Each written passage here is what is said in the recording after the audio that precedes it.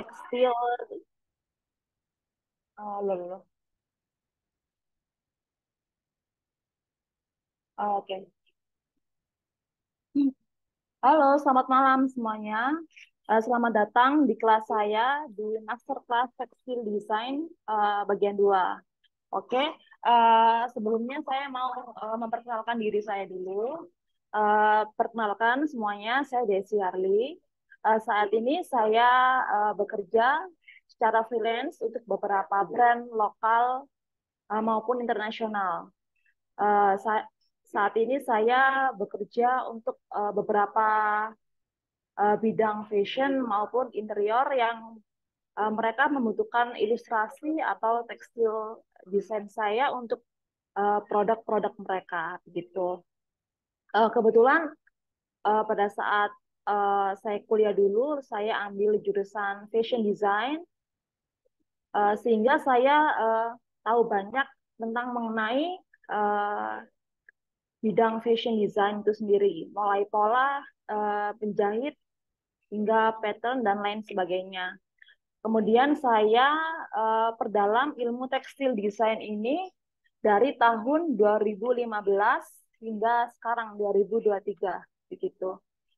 Oke, mungkin yang kemarin sudah gabung dalam materi free class kemarin mungkin beberapa sudah mengetahui beberapa materi-materi yang telah saya sampaikan kemarin.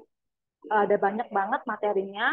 Kemudian untuk tekstil desain yang masterclass hari ini, saya ingin berbagi ilmu kepada teman-teman di sini tentang bagaimana untuk market kita, ilustrasi kita atau pattern desain kita agar diterima kepada customer, kepada brand-brand yang membutuhkan karya kita, dan hari ini kita juga akan praktek untuk membuat craft design, desain craft. Oke, kalau begitu saya langsung aja saya mulai materinya.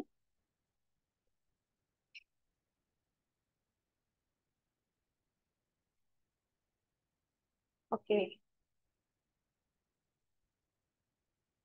oke,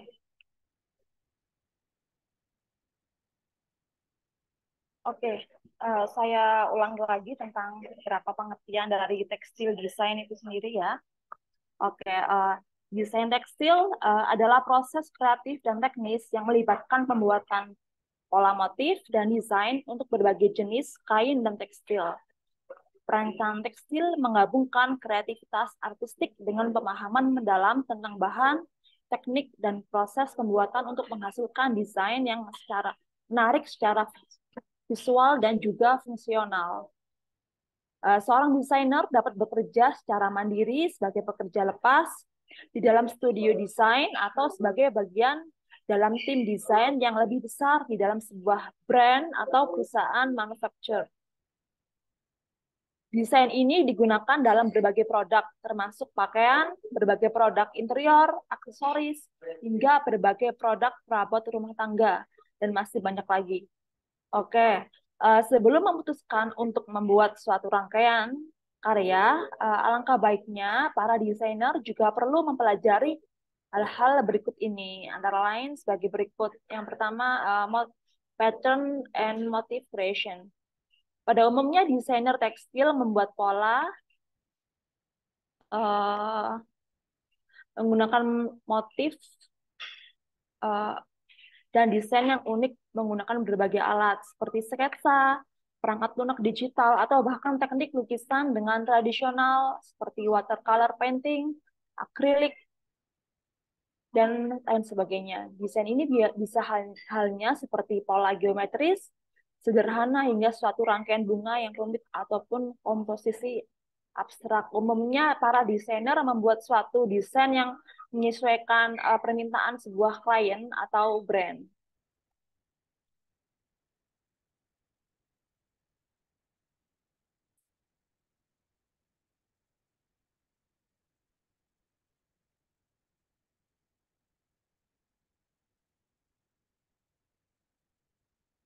Oke. Kemudian ada market trends. Desainer tekstil sering mengikuti tren mode terkini untuk menciptakan desain yang menarik bagi konsumen. Ini melibatkan penelitian sebagai berikut seperti tren warna, pola, dan estetika desain secara keseluruhan. Kemudian ada personal style. Perancang tekstil yang sukses sering mengembangkan pada personal style yang berbeda, yang itu bisa membedakan karya mereka dengan desainer lainnya. Dan poin ini sangat penting untuk membuat seorang desainer itu lebih dikenali. Ini masuk pada bab bagaimana untuk mengkreasikan your style. Nah, untuk menciptakan style yang unik dan menarik dalam desain tekstil melibatkan kombinasi kreativitas yang artistik, keterampilan teknis, dan pemahaman mendalam tentang medianya. Berikut panduan step by step untuk membantu Anda dapat mengembangkan style dalam desain tekstil. Yang pertama ada research and inspiration. Dapat dimulai dengan meneliti gaya desain tekstil yang berbeda, baik historis maupun kontemporer. Melihat seperti etnik, budaya, atau era, dan gerakan artistik yang berbeda untuk mendapatkan perspektif yang lebih luas. Oke, sebagai contohnya kita lihat sebuah mood board di sini.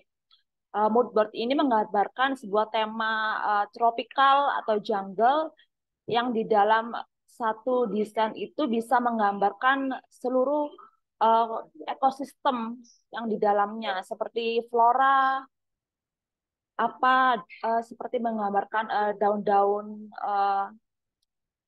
palm, pisang, lalu pepohonan yang tropikal dan dipadukan oleh fauna seperti macan atau zebra dan setiap elemen-elemen ini kita bisa ambil sebagai sumber ide. Seperti halnya kita mungkin ingin membuat suatu koleksi dengan tema tropikal, mungkin kita bisa ambil dengan tema print pada motif macan atau zebra atau siluet daun dan lain sebagainya gitu. Yang kedua ada identify your preference. Analisa preferensi pribadi Anda dalam hal color palettes, shape, dan themes. Pertimbangkan emosi atau pesan seperti apa yang ingin disampaikan oleh desain yang akan dibuat. Dan seorang desainer harus paham dan mengetahui bagaimana warna-warna atau bentuk atau tema yang ingin diusung. Jangan sampai kita membuat suatu koleksi yang tidak tepat sasaran atau tidak tepat dengan konsumen, begitu.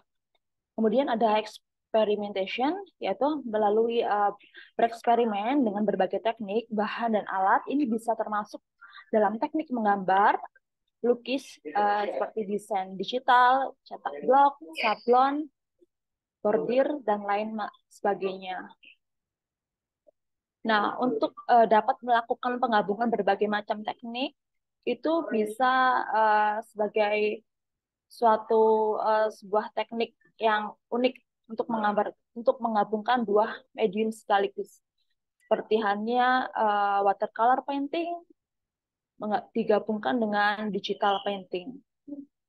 Kemudian ada develop a signature motif or elements. Untuk menciptakan motif, pola atau elemen yang khas bisa menjadi ciri khas gaya Anda sendiri. Sebagai contoh, berupa jenis desain bunga tertentu, bentuk geometris, fauna, atau bentuk abstrak. Pikirkan tentang bagaimana Anda dapat menafsirkan ulang atau menggabungkan motif-motif ini dengan cara yang inovatif. Nah, untuk menggabungkan beberapa signature elemen pada sebuah satu bidang tertentu, untuk biasanya ini berfungsi untuk menguatkan sebuah tema. Beberapa kita bisa ambil dari siluet daun atau corak pada warna fauna atau warna-warna alam, warna tanah atau hijau tapi hijau yang bagaimana? Hijau yang bergradasi, hijau ke coklatan atau hijau ke kuningan. Karena setiap warna itu akan menciptakan sebuah ambience tersendiri pada suatu rancangan. Kemudian ada color palette, mempelajari color theory serta pilih palet warna yang melengkapi dapat menggambarkan motif dan emosi yang ingin disampaikan. Warna sangat dapat memengaruhi keseluruhan nuansa desain yang ingin ditampilkan. Bereksperimen dengan kombinasi warna yang berbeda untuk menemukan yang paling sesuai dengan gaya atau identiti pribadi. Oke, untuk menentukan sebuah color palette itu tentu saja seorang desainer harus belajar color theory gitu. Kita bisa mempelajari apa itu warna dingin, apa itu warna hangat, warna vibrant, atau warna kontras, dan itu bisa guiding kita untuk menciptakan sebuah koleksi yang berirama satu sama lain. Kemudian ada eksperimen with materials. Kain dan bahan yang berbeda akan menghasilkan reaksi dan berbeda terhadap tekstil desain. Bereksperimen dengan berbagai macam karakter kain untuk memahami bagaimana desain akhir yang ingin akan dihasilkan. Tentu aja ini sangat-sangat berpengaruh ya. Ketika kita mencoba membuat sebuah printing pada bahan silky, akan hasilnya juga berbeda ketika kita membuat printing pada bahan katun begitu. Yang silky akan lebih terlihat shiny, sedangkan ketika kita mencetak pada bahan katun, warnanya akan lebih terlihat meresap dan tidak akan terlihat shiny. Kemudian ada personal expression, membuat sebuah desain atau karya yang bisa mempresentasikan sebagai diri Anda, apakah itu budaya, pengalaman, atau emosi yang sedang dialami. Sedikit sentuhan pribadi ini dapat membedakan karya-karya yang ingin diciptakan, dan tentu ini bisa menjadikan sesuatu yang benar-benar unik. Nah, umumnya seorang desainer itu tentu mempunyai personal signature sendiri, mempunyai ciri khas tersendiri. Apa sih yang uh, menjadi uh, tagline seorang desainer tersebut? Apakah akan menciptakan sebuah karya dari warnanya, menciptakan ciri khas tersendiri itu dari suatu ilustrasinya yang di desain secara terus menerus dan secara konsisten, itu akan membuat mereka uh, mempunyai ciri khas tersendiri dan lebih mudah dikenali oleh customer atau klien. Kemudian ini ada masuk pada how to market your artwork. Nah, memasarkan tekstil desain melibatkan kombinasi strategi kreatif dan komunikasi efektif untuk menampilkan desain kepada klien atau potensial customer. Berikut adalah beberapa langkah untuk membantu Anda memasarkan tekstil dan desain secara efektif. Yang pertama ada define your target audience. Nah, ini identifikasi pada industri pasar secara spesifik atau individu tertentu. Ini berpotensi tertarik dengan karya yang kita bikin. Contohnya di sini kita bisa melihat pada suatu headboard, kita bisa melihat bagaimana seorang target market yang ingin menjadi sasaran sebuah brand atau seorang desainer.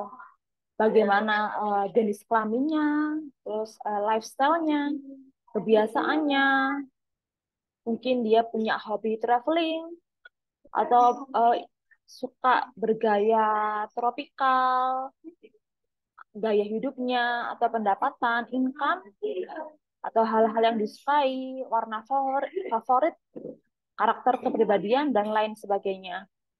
Uh, ini uh, ini termasuk hal-hal yang mungkin bisa dibilang mengelompok-kelompokkan, tapi ini akan memudahkan seorang desainer untuk menciptakan sebuah karya yang pas dan sesuai dengan target market gitu.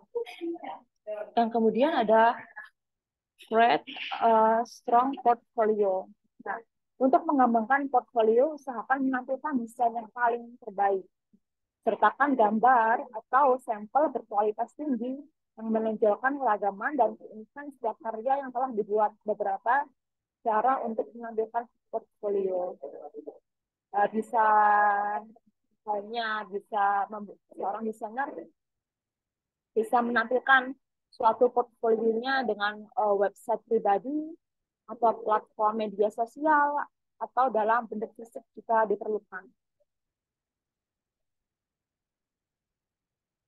Kemudian ada build on online presence and utilize social media. Membangun situs web atau blog profesional untuk memamerkan karya-karya yang telah dibuat. Platform online yang dibangun harus menarik secara visual, mudah dinavigasi, dan memberikan informasi tentang proses desain, inspirasi, dan layanan yang ditawarkan untuk membangun jaringan dalam industri.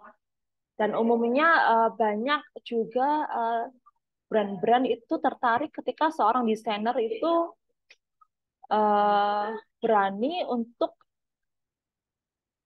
menginformasikan atau menggambarkan tentang proses desain yang dia buat, mulai dari sketsa, mulai dari mungkin hasilnya 10%, 20%, 50%, hingga sampai 100% proses pembuatan. Hal itu akan menjadi nilai trust seorang desainer dan klien gitu. Untuk sosial media online bisa seperti di Instagram, di LinkedIn, Pattern Bank, Creative Market, Behance, Spoonflower, dan lain-lain. Untuk desain market offline, seperti halnya Premiere Vision, Textwork, atau Textwork Evolution. Nah, ini ada beberapa contoh platform digital di mana sih kita bisa menjual karya kita sebagai seorang tekstil desain. Kita bisa ke Pattern Bank. Pattern Bank ini sendiri khusus platform jual beli desain, dan mereka umumnya juga banyak berkolaborasi dengan brand-brand terkenal gitu. Dan ketika kita masuk pada platform ini, kita berhasil memasukkan karya kita di sini, kita juga kemungkinan besar berpotensi untuk bertemu dengan klien-klien yang berpotensi yang besar begitu. Kemudian ini ada Text Intel. Text Intel ini seperti website. Di sana juga banyak memberikan info seperti penawaran-penawaran pekerjaan, tekstil desain dari beberapa brand yang telah membutuhkan karya kita secara spesifik. Seperti halnya mungkin brand A membutuhkan tekstil desain pada busana wanita atau pada anak atau pada houseware, interior, dan lain sebagainya. Lebih spesifik. Kemudian ada juga Behance. Kemudian ada network within industry.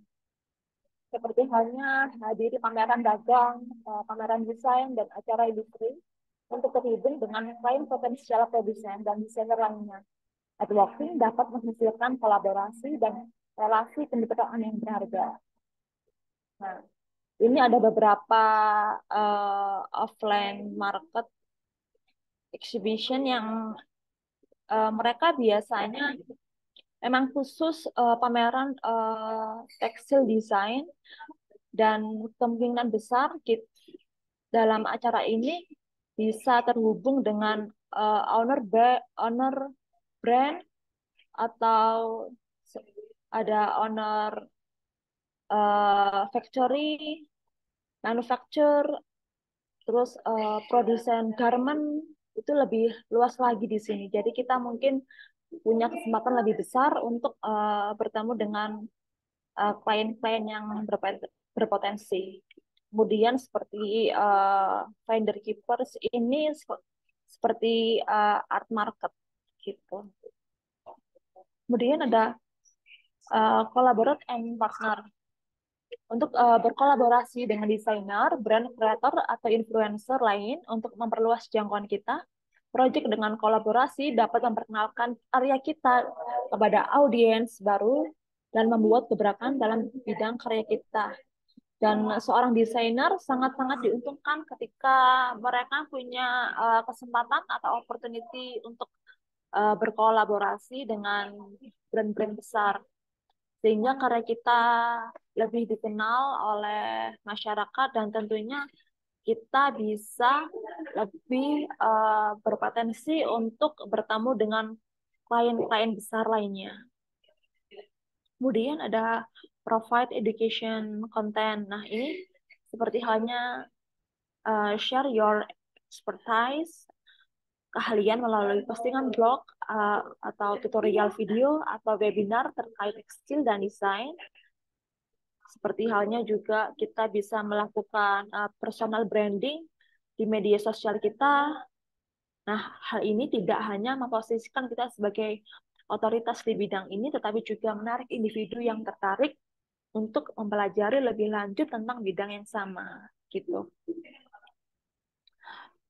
Kemudian ada utilize email marketing. Nah, kumpulkan beberapa alamat email dari pihak yang berkepentingan dan kita sebagai desainer bisa mengirimkan penawaran yang menampilkan desain baru, uh, hal-hal apa yang saja yang kita bisa bikin, hal-hal apa saja yang kita bisa tawarkan untuk sebuah brand atau klien, atau upcoming events apa, dan mungkin ada penawaran-penawaran khusus lainnya yang itu sangat menarik dan sangat menguntungkan kedua belah pihak dari desainer dan sebuah brand atau klien.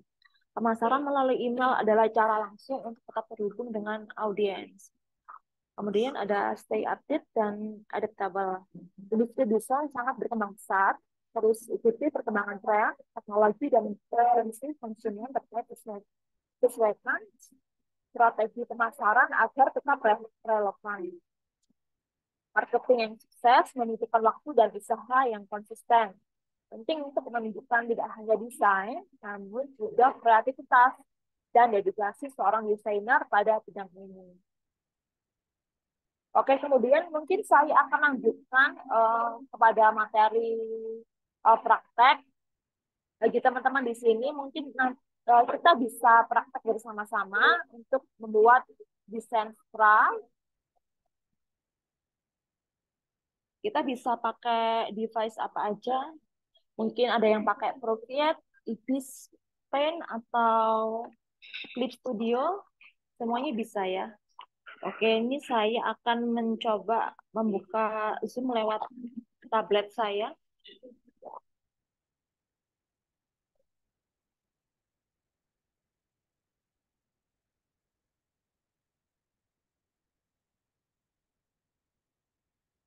Mungkin teman-teman di sini bisa juga mempersiapkan aplikasinya yang dibuka.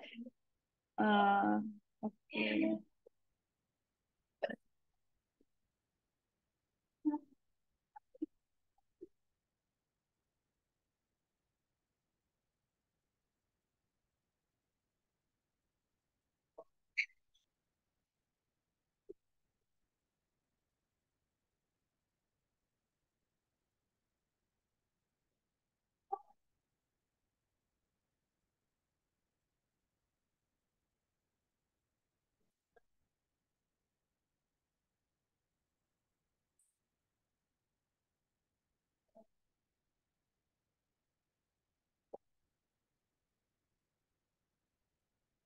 Bentar ya, saya lagi prepare.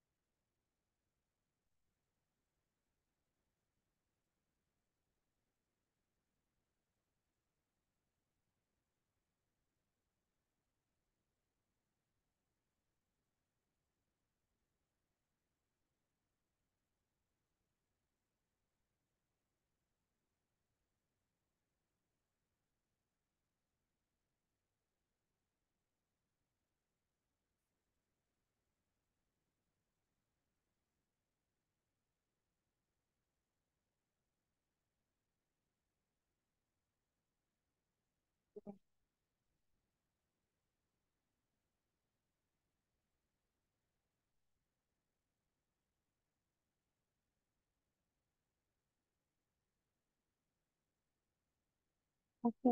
Hmm, Oke, mungkin saya pakai Photoshop di sini.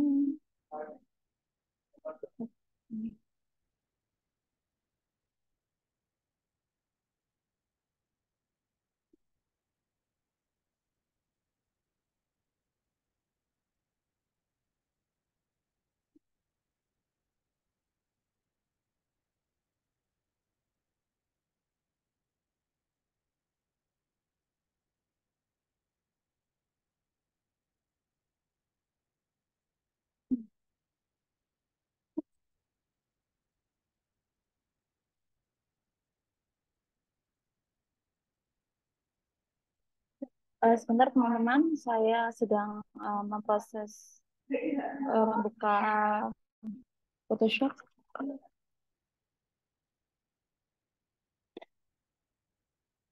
Oke,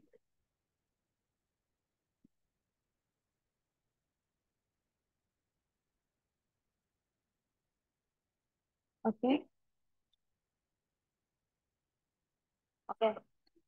Oke, sebelum kita memulai praktek bagaimana untuk mendesain sebuah square, tentu saja kita siapkan aplikasinya yang ingin kita gunakan, boleh dengan Photoshop, Clip Studio Paint, Corel, Ibis, dan lain sebagainya. Saat ini saya menggunakan Photoshop ya. Ketik, klik a file, new, lalu dia akan keluar seperti ini. Nah, jangan lupa sebelah sini kita ganti ke sentimeter. Kemudian ini juga ke sentimeter. Nah, untuk membuat suatu desain scarf, ini biasanya menggunakan ukuran 115 cm dan 115 cm. Resolusinya kita bisa pakai 300 maksimal ya.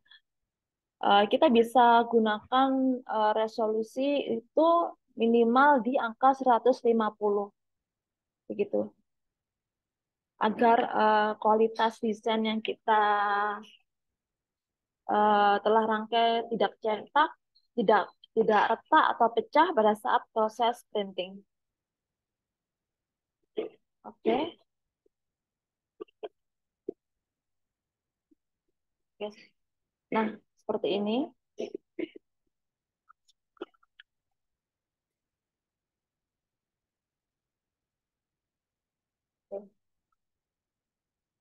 Nah, saya akan mempersiapkan beberapa elemen-elemen yang setelah saya buat agar mempersingkat waktu. Kita hari ini akan mempraktekkan bagaimana cara untuk menyusun sebuah desain scarf.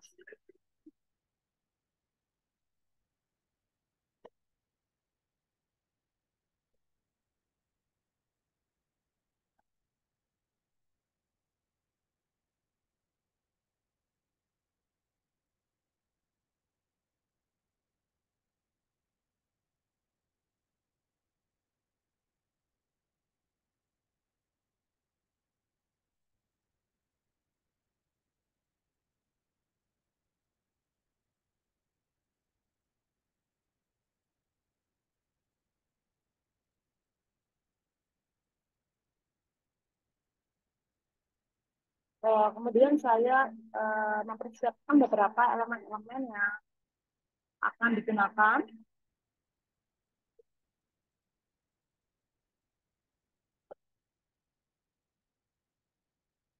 Untuk beberapa elemen itu bebas, dia tergantung dengan kebutuhan. Gitu.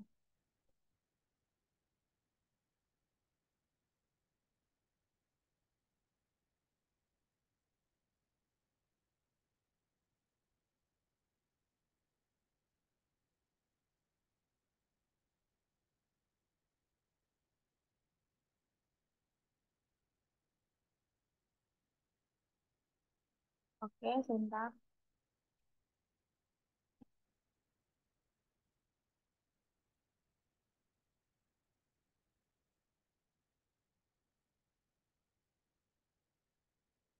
kita bisa siapkan beberapa elemen yang ingin kita gunakan. Saya hari ini ingin membuat suatu rangkaian flora dan beberapa daun untuk menghasilkan suatu desain yang cantik. Umumnya tidak perlu juga memakai beberapa elemen yang terlalu ramai, karena itu tergantung dengan eh, bagaimana cara kita untuk menggabungkan atau menciptakan suatu rangkaian agar suatu rangkaian itu terkesan simple, cantik, dan on point gitu. Kita tarik desain yang telah kita siapkan seperti ini ke bidang yang tadi. Nah, kita bisa mulai susun seperti ini.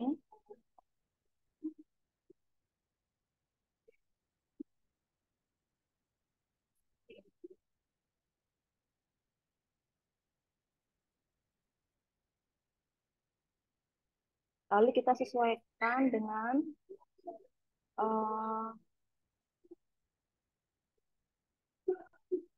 kebutuhan.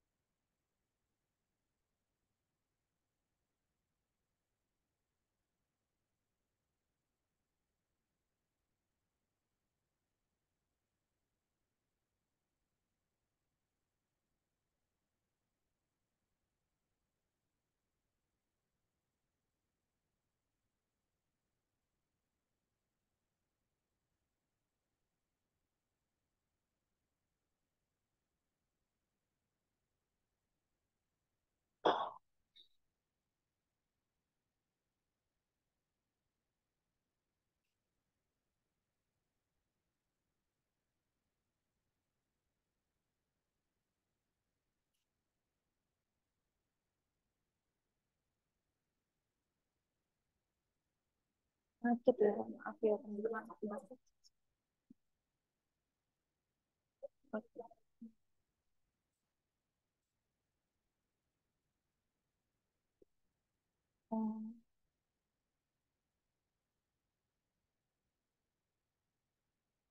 Sebentar ya, saya coba men-switch ke tablet saya.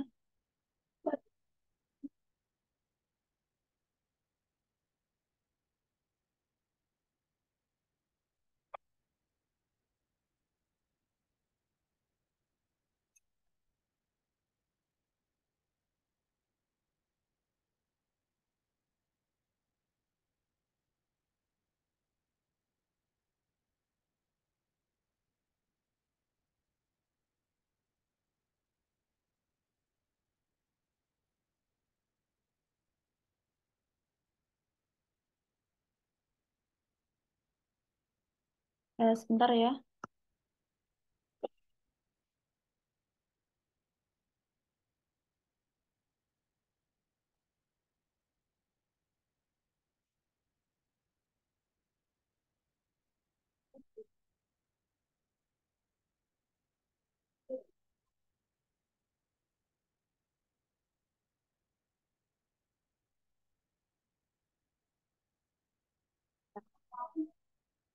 Ini saya mencoba masuk lewat tablet, tapi Oh, bentar. masih ada Nama gangguan. ini siapa Mbak? Nama ininya. Desi, Desi. Wait, aku jadiin co-host dulu ya. Iya, benar. Oh, iya. Mm-mm. Eh, Nggak, ini bukan Mbak. Oh, oke. Wait, wait. Ya. Salah. Karena materinya udah ready-nya di tablet soalnya. Udah, Mbak. Sekarang udah bisa belum? Makasih, Mbak. Iya, sama-sama Mbak. Oke. Mohon maaf sebelumnya tadi ada sedikit kendala. Oke, saya akan menjelaskan mulai awal ya.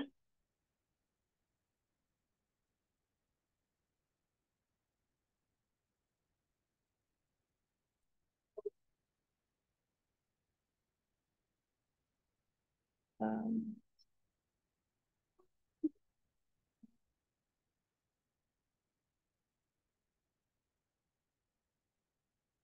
Oke, eh, saat ini saya menggunakan tablet dan ini saya menggunakan aplikasi Clip Studio Paint. Jika teman-teman di sini tidak pakai Clip Studio Paint, mungkin bisa pakai aplikasi yang lain seperti Ibis, Paperflow, Paperground, atau Sketch, Google Sketch, dan lain sebagainya. Oke, oke ya. Pertama-tama saya akan jelaskan untuk bagaimana memulai praktek membuat sebuah desain pada Scratch. Eh, saya jelaskan mulai awal ya. Yang pertama-tama kita harus persiapkan desain sebuah bidangnya. Kita eh, gunakan ukuran custom 115 kali 115 cm dan resolusinya bisa 300 maksimal dan minimal itu 150 biar ketika kita ngeprint di percetakan kain desain yang kita sudah buat itu nggak akan pecah. Oke, saya pakai resolusi 250. Oke, eh, kebetulan di sini waktu yang kita gunakan untuk praktek sebuah sebuah membuat desain craft itu tidak panjang. Saya sudah mempersiapkan beberapa elemen-elemen yang telah saya buat. Umumnya saya bisa menghabiskan waktu untuk membuat satu elemen saja seperti watercolor, uh, counting seperti ini bisa memakan waktu hingga dua, 2 jam. Uh, Sangat tidak mungkin apabila saya menjelaskan dan mempraktekkan mulai dari nol menggambar, mengilustrasi sampai hingga selesai. Oleh sebab itu saya telah mengumpulkan beberapa elemen-elemen yang telah saya gunakan, yang telah saya buat untuk membuat sebuah desain. Yang saya jelaskan yang ini, motif yang ini saya uh, bikin dari watercolor painting secara manual. Yang ini juga secara watercolor painting secara manual. Dan lainnya saya bikin ilustrasi secara digital melalui Clip Studio Paint. Oke, kemudian kita kembali lagi pada bidang kosong yang telah kita siapkan tadi. Buat teman-teman di sini bisa dicoba untuk mengikuti step by step-nya. Mungkin jika sudah punya beberapa desain yang telah dibuat, atau telah disiapkan bisa banget kita buat dan kita praktekkan secara bersama-sama. Oke. Eh, Pada desain kali ini saya ingin mengagumkan eh, desain watercolor painting dan digital painting.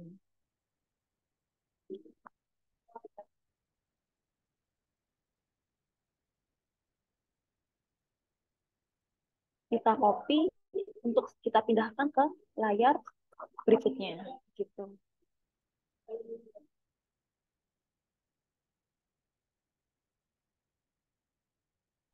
Menciptakan sebuah rangkaian desain craft yang bagus, tidak hanya elemen saja yang kita buat secara sempurna, tentu saja bagaimana kita untuk merangkai sebuah susunan peloton.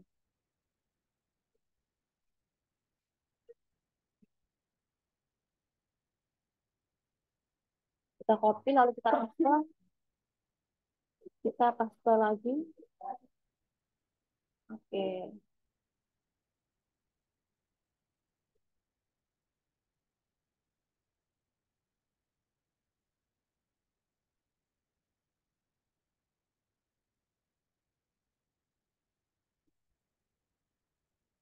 Mungkin jika teman-teman di sini ingin bagaimana sih caranya untuk mendapatkan hasil desain yang transparan, nah kita bisa ubah ke ketajamannya,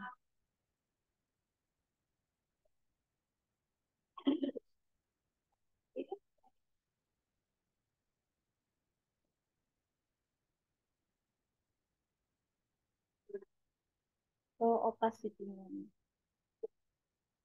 Gitu. Terlihat perbedaan, ini terlihat lebih transparan daripada satunya. Lalu kita pilih beberapa elemen yang lain. Coba saya pilih yang bunga.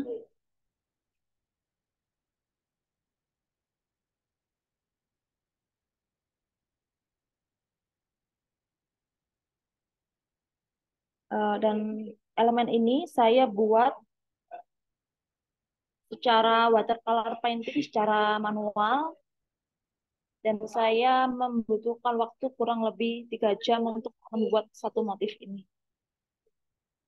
Biasanya ketika kita membuat sebuah desain secara manual, untuk bagaimana caranya untuk uh,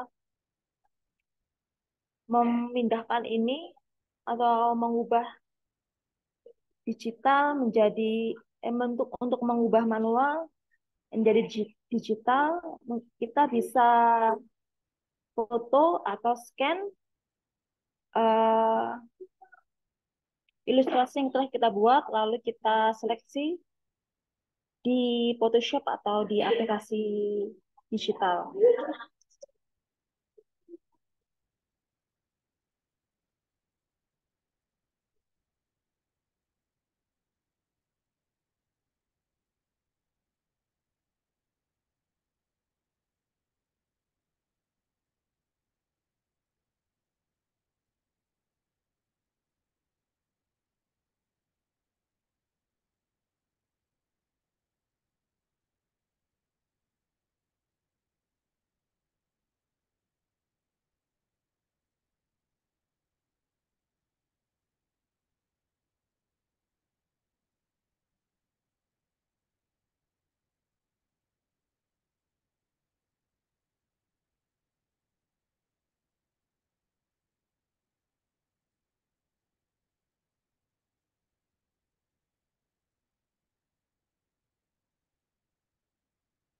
Nah, bagaimana cara untuk kita bisa uh,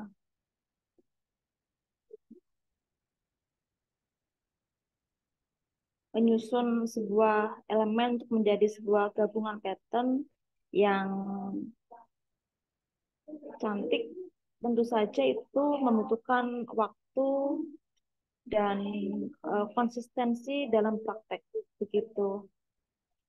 Semakin lama kita mempelajari bidang ini, tentu saja kita akan semakin eh, sensitif terhadap hal-hal yang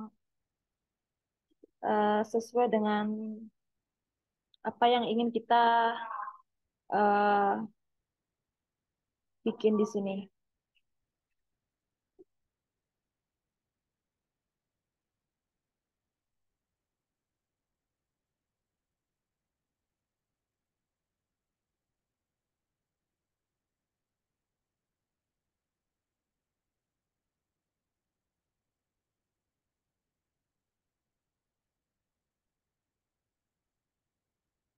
Untuk desain kali ini saya ingin buat suatu rangkaian yang asimetris.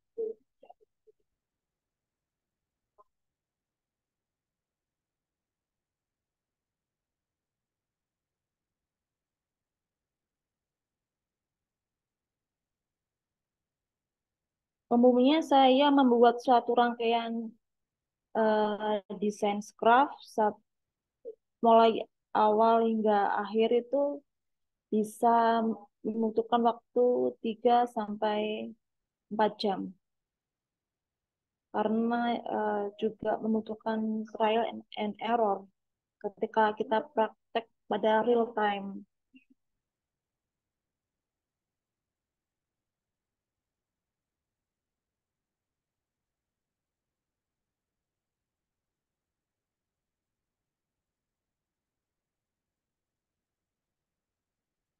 agar terkesan alami. Kita bisa eh, gunakan aksen-aksen daun tapi diletakkan pada layer yang belakang.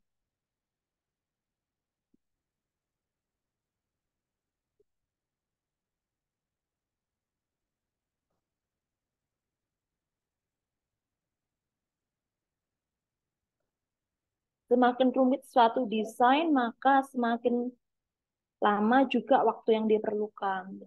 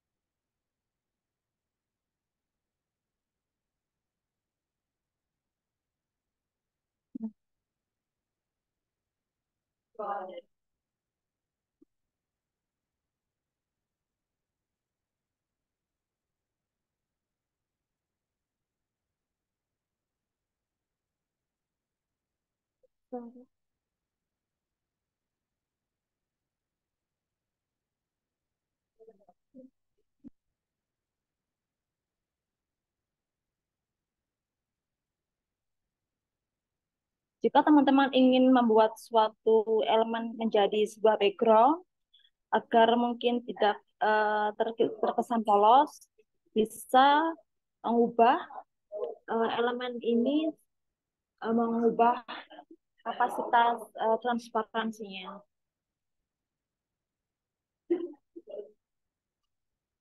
Biasanya saya sekitar 70 hingga 80%. Gitu.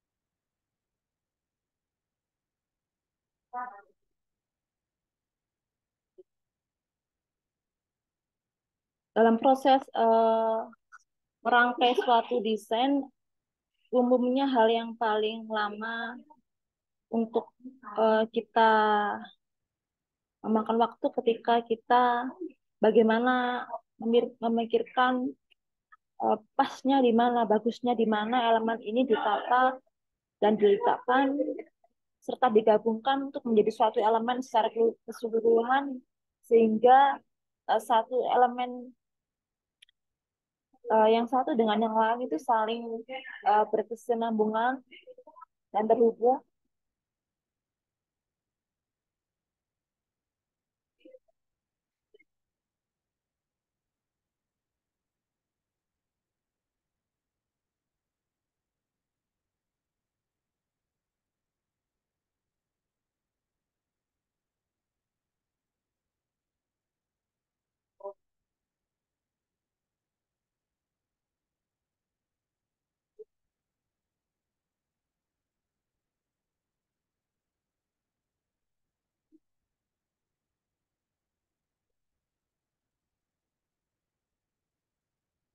Saya mencoba membuat suatu rangkaian secepat mungkin, sekilat mungkin karena waktu yang kita punya terbatas dan saya mencoba membuat semaksimal mungkin.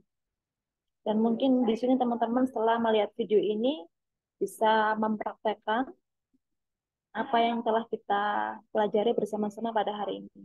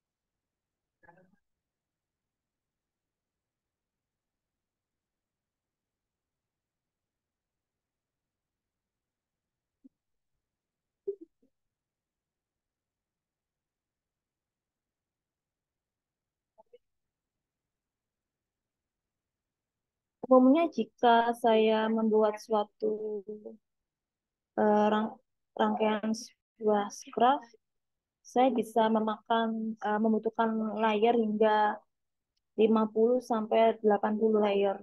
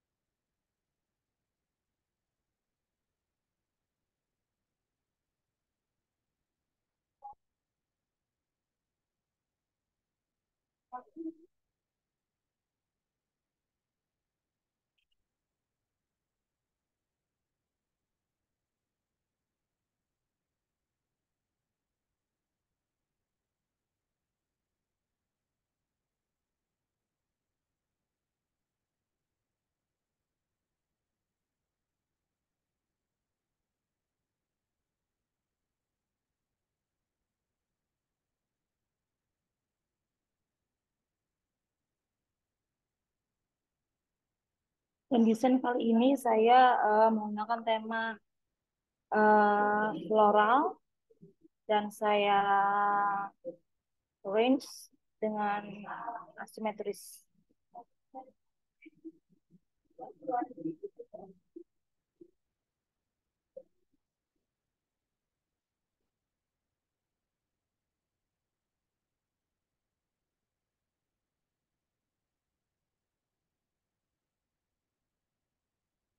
Nah, jika kita temukan seperti ini, tangkai yang mungkin dirasa tidak umum atau kurang cantik, kita bisa pindah layar ini di bawah daun.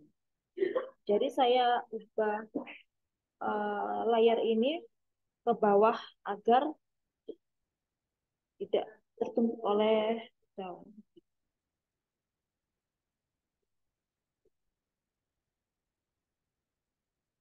Oke, berhasil ya. Oke, lalu saya coba kasih desain yang lain.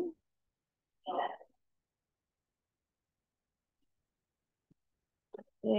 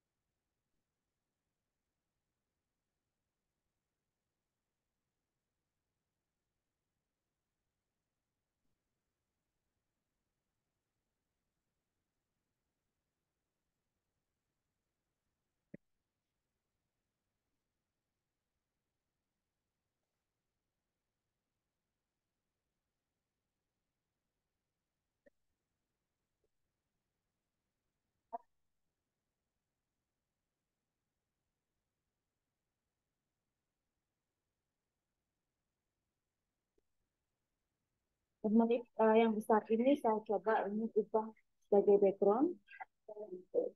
Lalu saya ubah lebih transparan.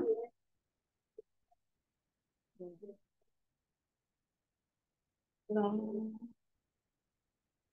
restoratif.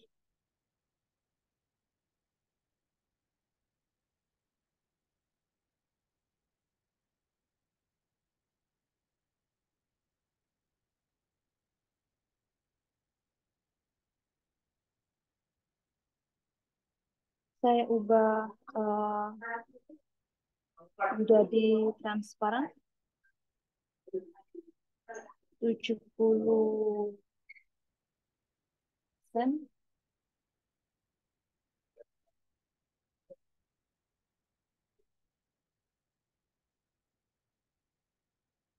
Nah, kita bisa kasih trik seperti ini.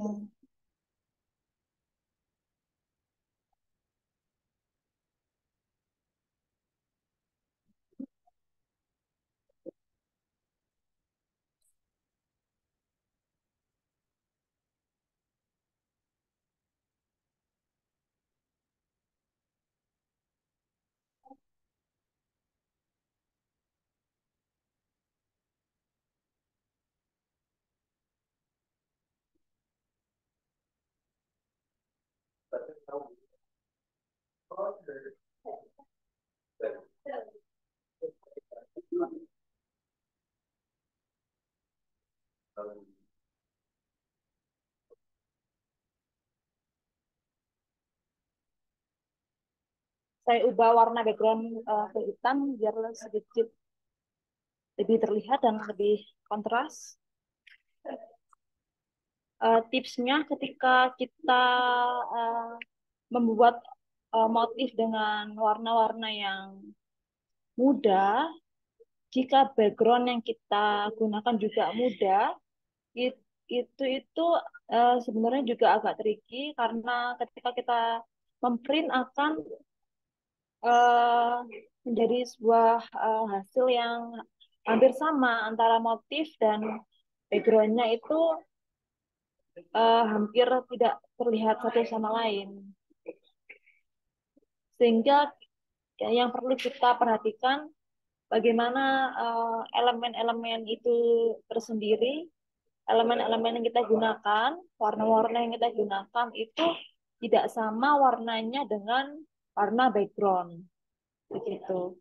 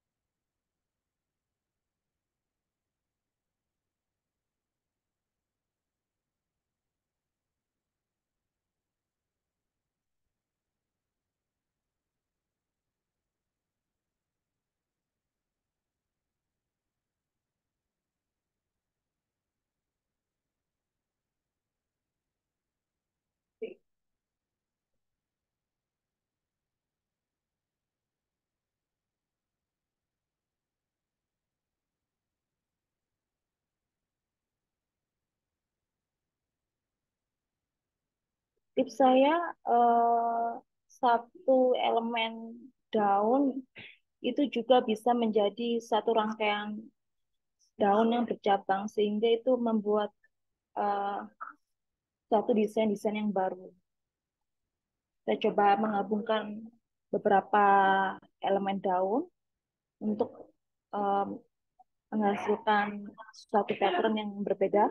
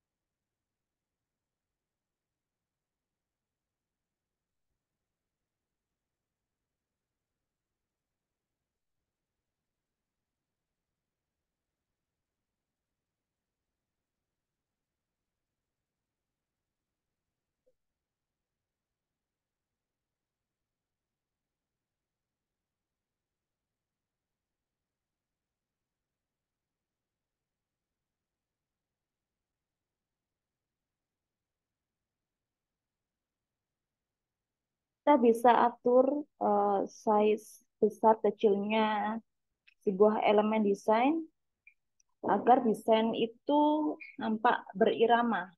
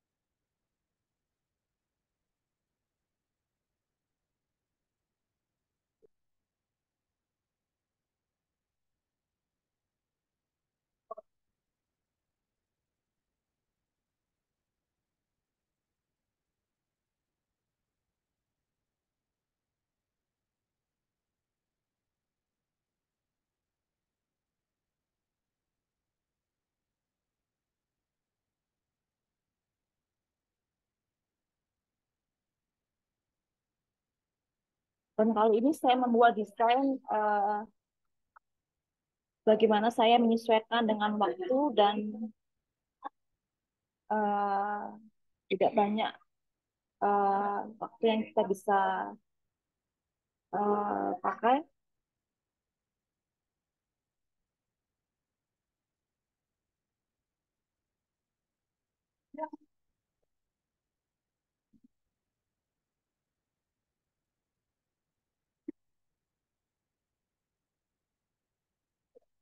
Dan, dan untuk desain seperti ini, saya sengaja membuat bagian tengahnya kosong. Dan karena ketika kita pakai scarf itu sebagai hijab, bagian atasnya ini kosong dan bagian bawahnya sini baru ada desain. Sehingga sebuah desain ini punya center uh,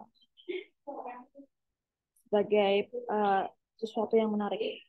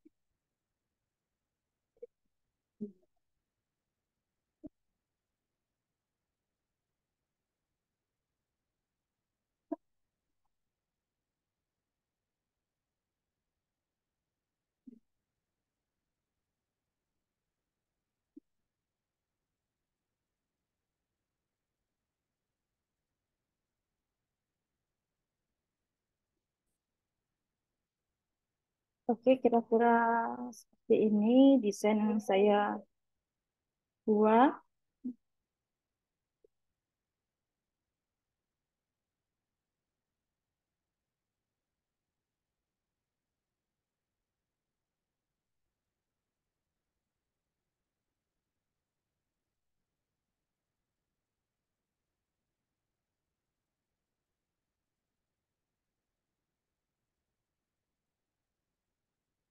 Oke.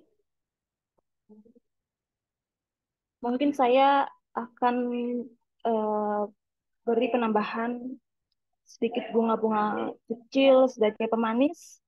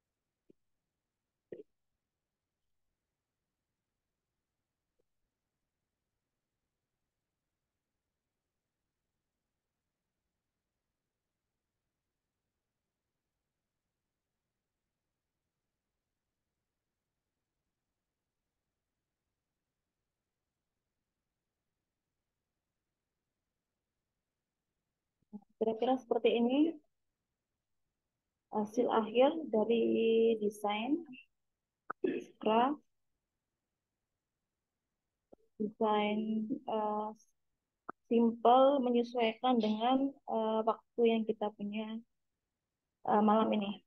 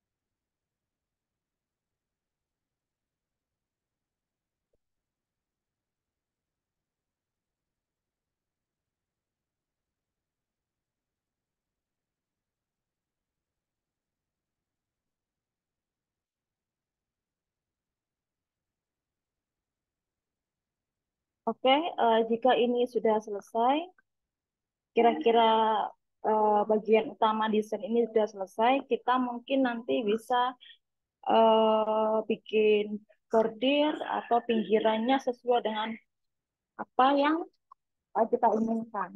Begitu. Mungkin materi praktek hari ini eh, selesai sampai sini, mungkin bisa berlanjut ke sesi tanya jawab ya. Oke, mungkin teman-teman yang mau bertanya boleh diajukan aja pertanyaannya karena masih ada waktunya. Dan Mbak Desnya juga udah beres neranginnya. Siapa tahu ada yang pengen ditanyain dulu, boleh langsung diajuin ya teman-teman ya.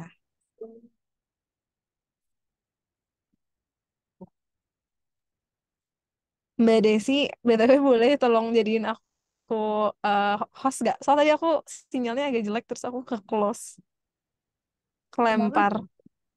Tolong jadiin host Mbak.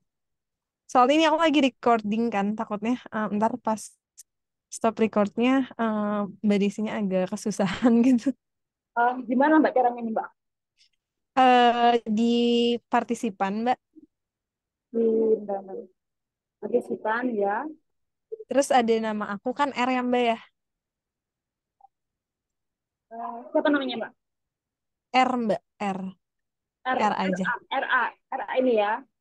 Enggak R aja Mbak, R aja. Oke. Oh, R aja. R. Ya, Iya.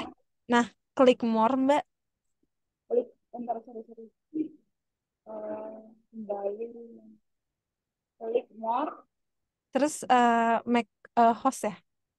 add host. Ya. Add host. Oke, makasih Mbak. Ini udah ada pertanyaan juga. Eh, Mbak ini kalau ke Kenapa Mbak? kolom komentar mana ya? Ini eh, Di di chat Zoom-nya ya. lagi Mbak. Nah, di bawahnya. Nah, ini udah ada dua Mbak, ada dari Kak Sarah sama Kak Enrika. Ini ada pertanyaan ya dari Sarah Zahra. Untuk aplikasinya tadi pakai apa ya? Selain pakai Photoshop.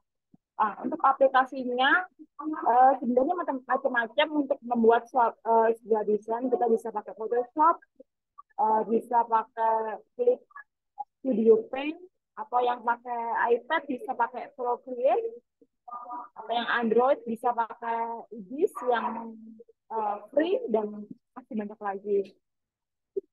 Dan untuk pertanyaan selanjutnya ada dari Enrika Rinintia. Ambil satu desain Scrap, dibutuhkan berapa elemen ya Mbak Desi agar hasilnya nggak terlalu rame dan tetap senada. Untuk satu desain Scrap itu saya sendiri nggak bisa membatasi harus berapa banyak elemen yang kita gunakan, karena itu tergantung sesuai dengan tema, yang digunakan. Terus itu berapa banyak eh, unsur-unsur yang ingin kita ciptakan pada suatu rangkaian desain. Eh, Lalu ada pertanyaan lagi, untuk contoh develop a signature motif, kalau boleh tahu ciri khas desain pattern Mbak Desi sendiri apa ya? Apakah memasukkan label brand sendiri sudah bisa dikatakan signature motif? Oke. Untuk kita membahas tentang signature motif itu sendiri akan menjadi sebuah trademark apabila kita melakukan itu secara konsisten dan repeat terus menerus gitu-gitu. Dan apa sih yang membedakan desainer A dan desainer lainnya? Karena apa? Karena dia membuat sebuah trademark yang bagaimana orang lain itu lebih mudah mengenalnya gitu. Kalau dari saya pribadi, saya lebih suka memakai desain ciri khas seperti floral bunga, dan ciri khas saya tersendiri itu saya lebih banyak menggabungkan sisi feminin dan maskulin. Seperti halnya saya membuat sebuah rangkaian itu dari sisi feminin bunga, warna-warna soft, yang kalem, yang cewek banget. Lalu saya itu selalu ingin memadukan background yang gelap seperti warna hitam, navy, atau warna-warna gelap lainnya. Karena menurut saya ketika kita menggabungkan dua sisi uh, feminin dan maskulin pada satu desain itu akan menciptakan suatu sisi yang berbeda begitu, dan itu sangat sesuai dengan kepribadian saya gitu.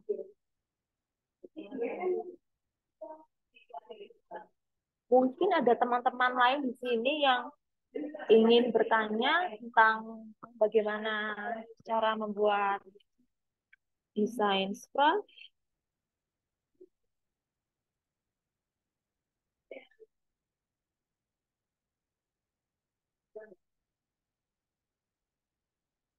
Oke, Mbak, mungkin kalau nanti misal kita tungguin sampai di 21.15 masih belum ada yang bertanya, kan kita ada mentoring ya, Mbak ya, 1 minggu melalui grup WA. Nah, nanti teman-teman Oke. bisa diskusi di grup WA juga ya, Mbak ya. Jadi siapa Iya, tahu mungkin masih mikir-mikir nih mau nanya apa, masih bingung aja, belum asik, praktek, jadi belum tahu. ngetik-ngetik mungkin.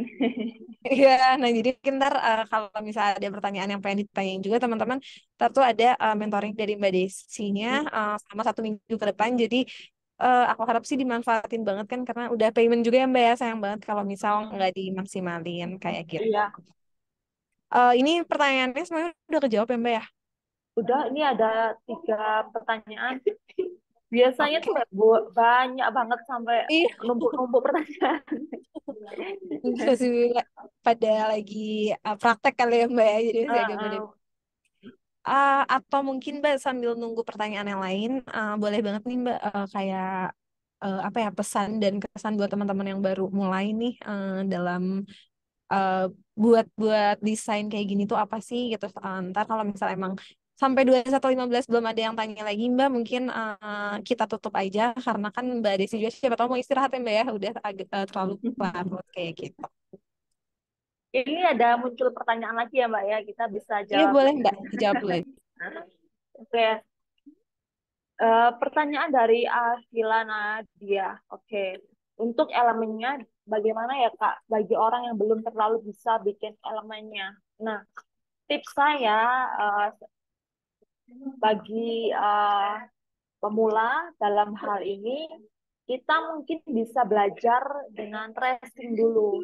Jadinya kita mungkin gambar secara manual, pakai kertas dan pulpen, lalu kita foto, lalu kita masukkan ke Photoshop atau Clip Studio, lalu kita tracing, kita gambar ulang secara digital dari ilustrasi tadi yang kita bikin secara manual. Atau mungkin kita juga bisa cari referensi-referensi basic design di Pinterest atau di mana yang itu bisa memudahkan kita untuk belajar gitu. Mungkin dengan bunga-bunga yang simple, bentuk-bentuk yang basic, mungkin kita awalnya mungkin kita tracing dulu ya, kita ikuti uh, setiap siluetnya, tapi ketika kita rajin untuk konsisten dan belajar terus-menerus, mungkin kita bisa menciptakan sebuah karakter sendiri. Akhirnya kita bisa lancar dalam membuat ilustrasi dan kita bisa menciptakan suatu karakter yang sesuai dengan apa yang kita suka gitu. Dan tips saya untuk teman-teman yang baru belajar di bidang ini, uh, um, tips saya itu bagaimana kita mempelajari sebuah tren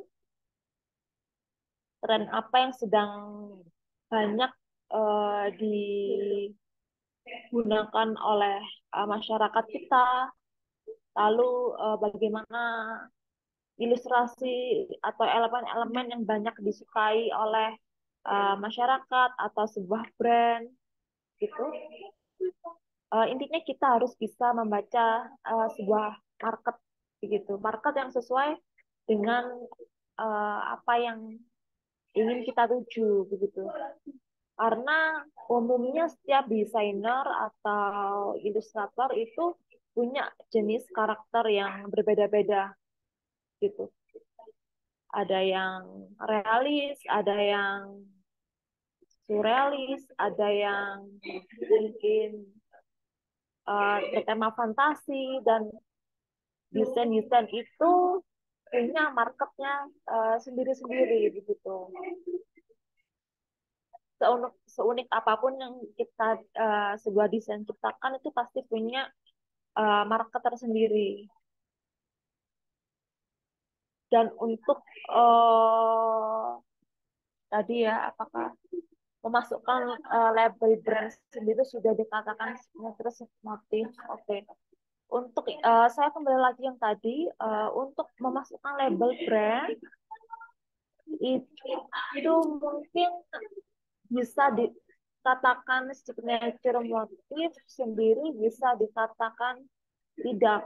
Karena begini, sebuah desain itu tidak ada yang benar-benar original. Setiap desainer itu pasti terinspirasi oleh desainer lainnya. Jadi tidak ada desain yang benar-benar original itu, menurut saya itu tidak ada, karena mungkin dari sebagian kita desainer kita mempelajari sebuah tren, lalu kita mengadopsi, lalu kita menciptakan suatu hal baru, meng-create apa yang sudah ada, memodifikasi sehingga akan terciptanya sebuah style yang baru. Karena menurut saya sebuah tren itu akan terus berputar, dan untuk yang bisa dikatakan signature motif itu tergantung apakah yang membuat itu adalah seorang desainer atau sebuah brand. Ketika itu yang membuat seorang desainer, dia menciptakan trademark-nya sendiri secara konsisten dan terus-menerus, mungkin itu bisa dikatakan sebuah signature. Tapi kalau jika sebuah brand yang membuat motif lalu diberi nama brand, itu umumnya mereka sebuah brand itu bekerja sama dengan orang-orang ahli pada bidang desain gitu. Jadi mungkin berkolaborasi dengan beberapa orang-orang ahli untuk menciptakan sebuah desain yang baru. Oke, ada pertanyaan lagi dari Ica Jayanti. Kak, boleh sharing nggak gimana kita prosesnya memproduksi hijab yang motifnya kita buat sendiri? Oke, saya coba menjelaskan bagaimana proses dari awal, dari nol hingga kita mempunyai atau memproduksi hijab sendiri. Yang pertama kita harus menciptakan sebuah desain dulu. Terserah ya, kita bisa bikin dari manual atau digital, itu tergantung dengan keinginan atau karakter apa yang ingin kita wujudkan pada sebuah desain. Lalu jika kita sudah membuat sebuah desain pada digital painting, lalu kita susun untuk menjadi sebuah enrichment motif secara keseluruhan, kita bisa menentukan bagaimana sisi sebuah desain. Apakah desain itu asimetris atau simetris, atau terkesan mengacak atau berirama, memutar, atau bagaimana look yang ingin kita ciptakan. Apa bagian mana yang harus kosong, bagian mana yang harus terisi. Lalu kalau sudah proses desain itu selesai, kita bisa bawa desain itu ke vendor printing gitu. Lalu kita coba tes beberapa kain, karena jenis kain berbeda-beda itu akan menghasilkan hasil yang berbeda gitu. Dan pada awal kita membuat sebuah hijab, mungkin kita lebih banyak menghabiskan sedikit uang untuk melihat hasil dari printing. Bagaimana kalau motif ini diaplikasikan pada kain satin, bagaimana motif ini diaplikasikan pada kain voal, atau kain katun, itu akan membuat look yang berbeda. Dan ketika kita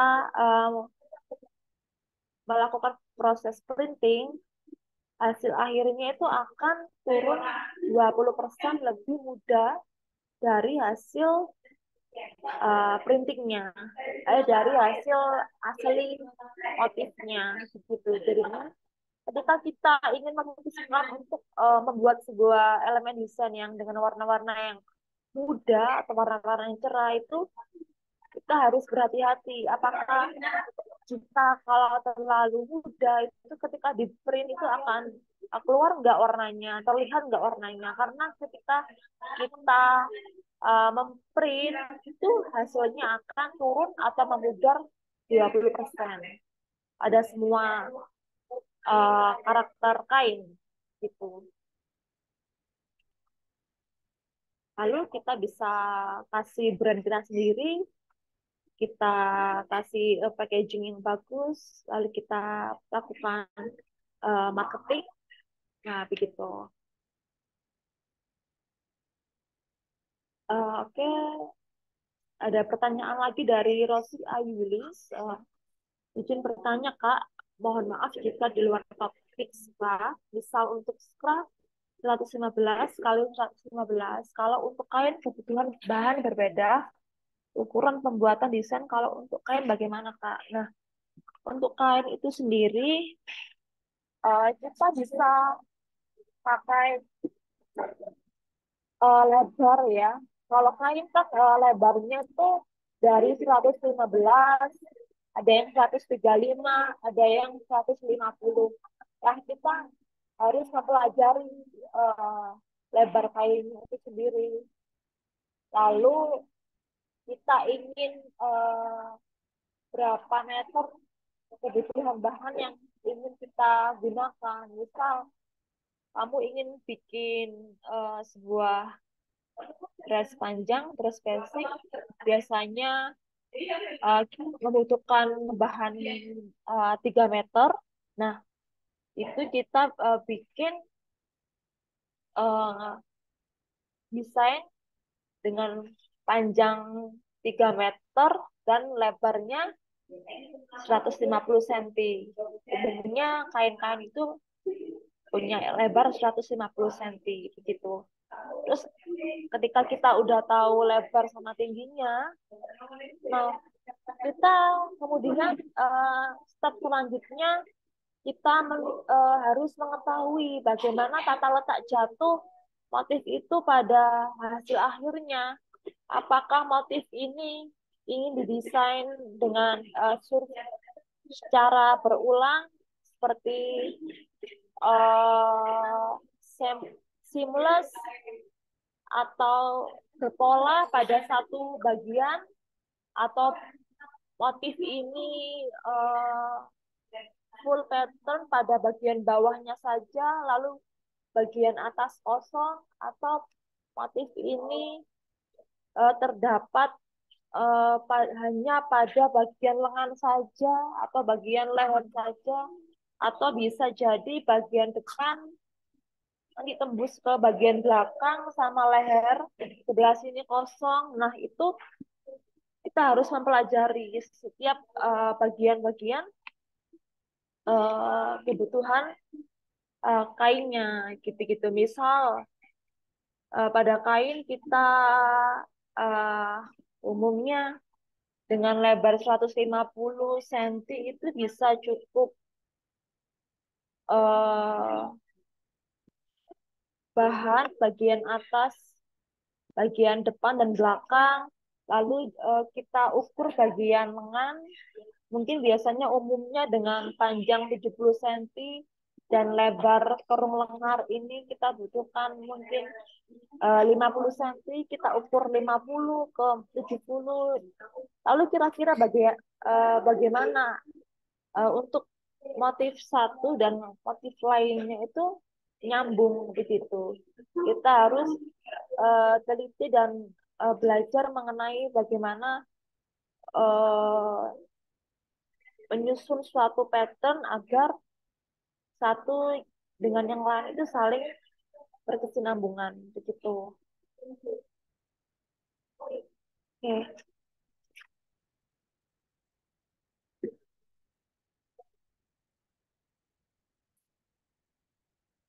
Mungkin teman-teman di sini ada yang mau bertanya lagi.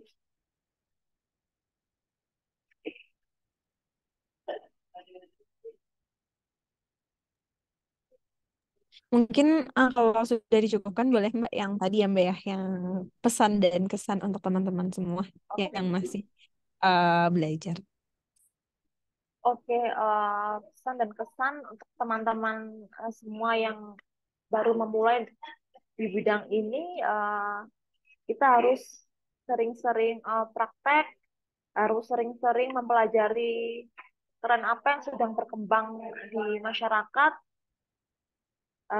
Lalu kita sering implementasi kalau jika kita ingin arah yang bagaimana desain yang ingin ingin dikenal orang, atau apakah kita ingin membuat sebuah trademark tersendiri, atau menjadi seorang desainer yang sangat idealis, atau menjadi seorang desainer yang mencoba memenuhi kebutuhan pasar begitu. Itu semua tergantung dari kitanya gitu.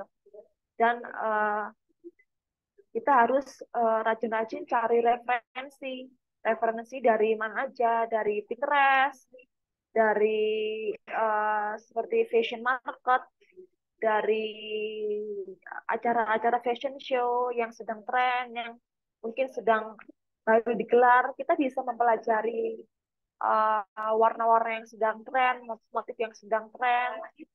Lalu kita mempelajari warna, teori warna, apa warna-warna apa aja yang sedang tren, dan masih uh, banyak lagi. Dan untuk teman-teman di sini uh, mungkin yang sedang berusaha dan belajar tentang bidang ini, pesan dan kesan saya tetap semangat untuk belajar, untuk mencari referensi, untuk selalu bereksplor apa apa saja yang kita bisa bikin. Dan mungkin sekarang umumnya banyak uh, opportunity datang itu karena kita rajin membuat personal branding. Nah, seperti di Instagram atau di media sosial itu sangat memudahkan kita untuk bertemu dengan klien-klien atau brand-brand yang berpotensi untuk menggunakan karya-karya kita gitu.